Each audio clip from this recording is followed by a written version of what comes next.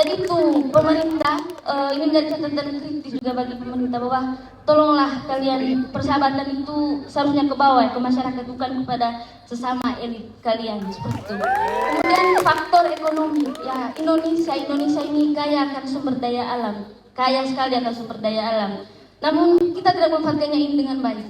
Kita masih bergantung yang sangat tinggi dengan bahan bakar fosil, minyak bumi dan gas alam dan lain-lainnya.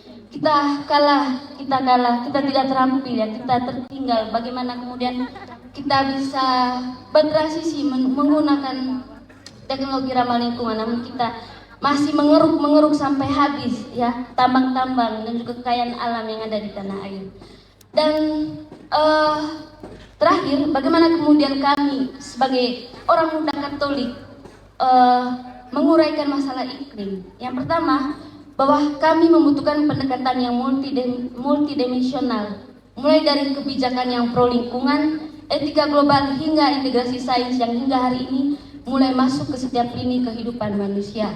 Kita tahu bahwa hari ini dunia sudah maju, teknologi sudah sangat mutakhir di berbagai bidang, dan kami ingin Indonesia bisa memanfaatkan teknologi-teknologi itu. Kita anak-anak muda diberdayakan, kita anak-anak muda diberi pengetahuan, dibekali dan juga diberi pemahaman untuk bisa turut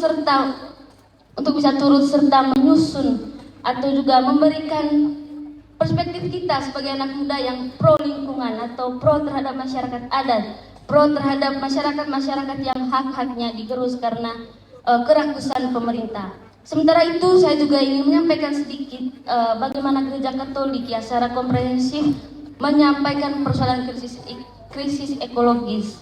Indonesia Katolik kita familiar dengan istilah Laudato Si atau tobat ekologis. Ini adalah salah satu dokumen Gereja Katolik ya yang secara komprehensif menguraikan persoalan krisis ekologi pada tahun 2015 dan juga pada tahun 2023 seruan apostolik Laudato Deum oleh Paus Fransiskus, yaitu teguran keras yang mendesak aksi nyata segera karena krisis iklim dunia sudah mendekati titik kritis akibat lambatnya komitmen politik global. Kami sangat mengapresiasi tindakan dan juga pandangan dari Gereja Katolik yang sampai hari ini Gereja Katolik termasuk hari ini OFM menjadi pemimpin iklim global, dan kami sangat mengapresiasi hari kemarin kita beri tepuk tangan untuk OFM dan juga Gereja Katolik yang sampai hari ini terus berupaya secara masif ya untuk isu-isu lingkungan, krisis iklim.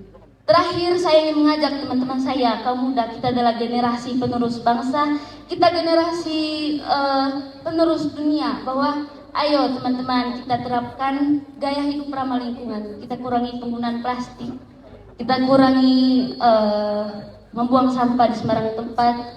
Kemudian ayo kita aktif sebagai advokat lingkungan baik secara di media sosial maupun di kehidupan nyata bersama teman-teman dari lintas iman yang hari ini hadir untuk peduli lingkungan.